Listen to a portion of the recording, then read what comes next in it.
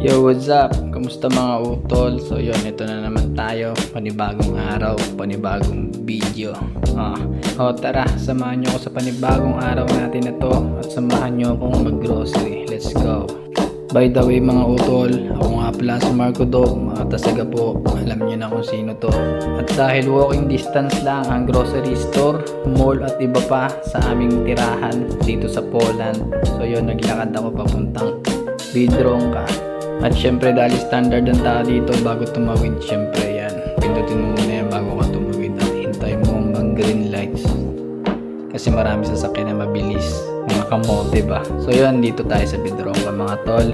Tara, pasukin na natin. Let's go at samahan nyo na akong mamili.